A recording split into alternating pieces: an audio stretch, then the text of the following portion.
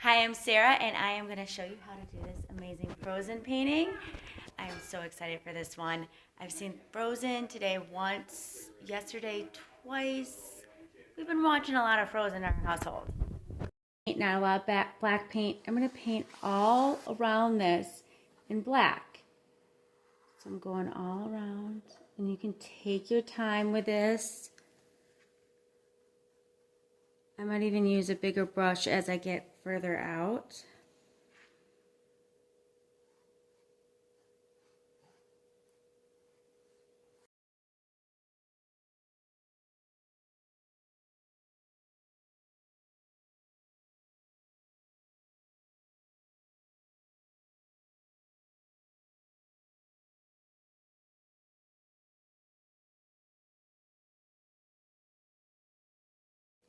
Okay, so now I'm going to clean my brush. I'm going to mix my blue and my white, and I'm going to paint this snow in. I am not going to do anything in this background or that horse until, and I can even go over some of this, until that black dries.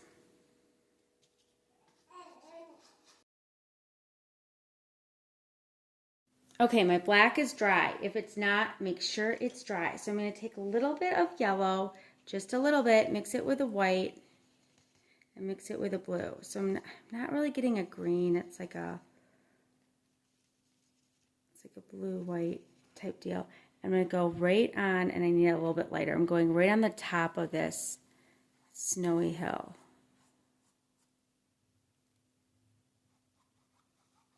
I'm just kind of feathering it in. I don't have any gray on here because guess what? My black is dry. And now I want to get some streaks down here and make it dark. So I'm just taking, don't even need to wash my brush, taking my dark blue, and I'm doing these streaks. I'm just going in. If I move it back and forth too much, it'll blend. So I'm just kind of going in a little bit and just releasing it and letting it be.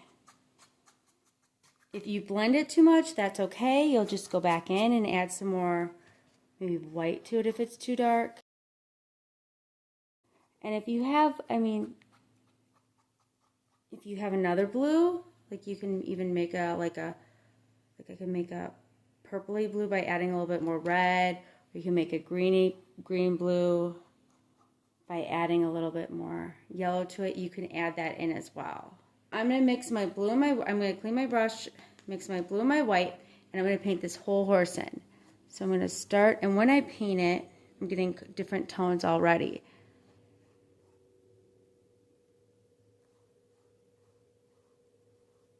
And I'm painting it. I'm not making X's. Notice how I'm painting to the form. I'm going up. And then I'm going to go, I can go around this eye because I still see the eye. I can go back into that later. Grab a little bit more white. And I can clean this up with black too. If you need your smaller brush, grab your smaller brush when you get into the legs. So now I'm going to take a little bit more of that blue, and I'm going to use my small brush this time because I want to make the shadows and the highlights.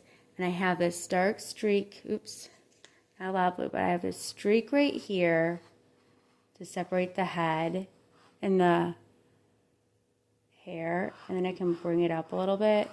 I'm not even using any paint, I'm just scratching it up. Then I have this streak where the neck is, because these two are different shapes, so I'm kind of outlining that.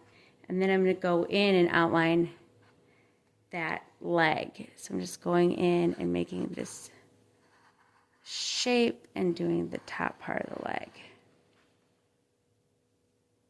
I'm not done yet. I got to go underneath the body and make it a little bit more dark blue. And I'm bringing that dark blue up and just kind of wiggling it. I can even take my finger and finger paint that in.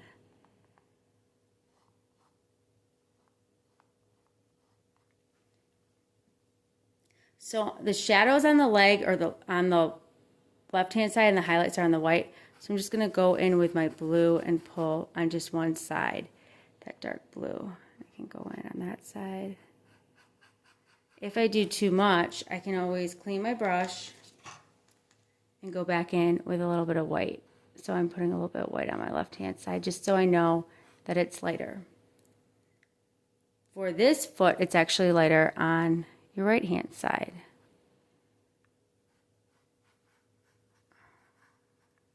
Okay, so now underneath that neck, and I kind of lost that neck, so let's get that neck. I'm going to go in, make this a little lighter.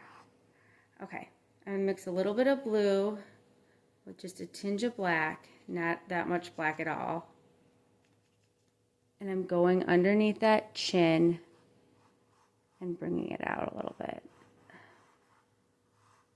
And then I'm going to make that line again where the neck separates the hair with a little bit more black this time around.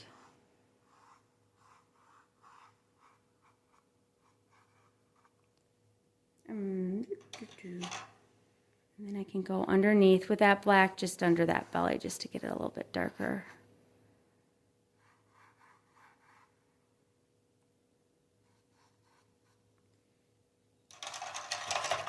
Okay, so I'm going to wait until it dries a little bit, but I'm going to actually go in this area is a little bit more white, so I'm just using my white. I'm going around right in there, just kind of pulling that white out. And I'm going to pull just a little white in here.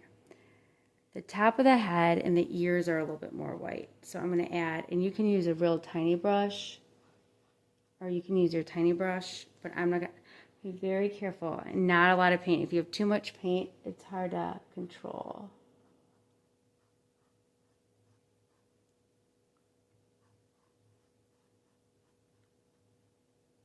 And then right in that chin is a little bit more white.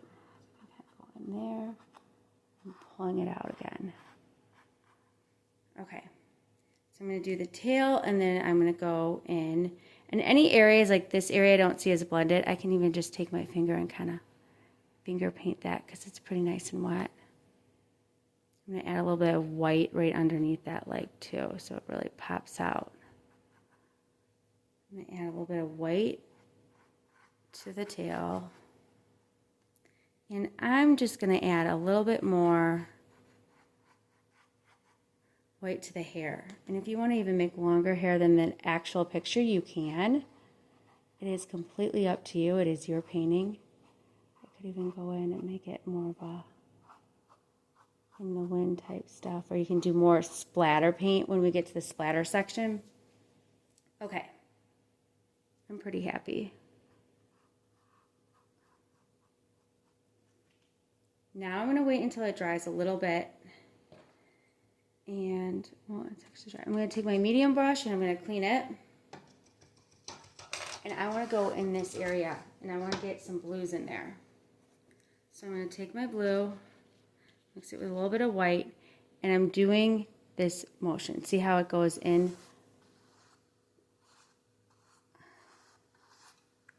I'm going to do it again. So I'm taking blue, mixing with a little white. I'm going around, and I'm barely touching it.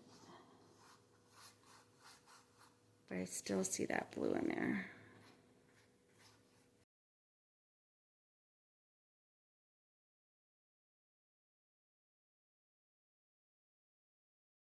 I'm going to take my brush right here and I'm dragging it up.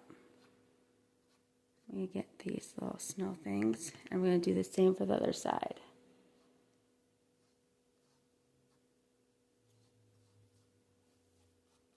Oops, and I brought in some black, so I'm just going to wait until that dries.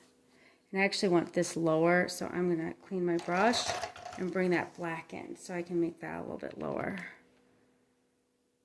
I'll make it right about there.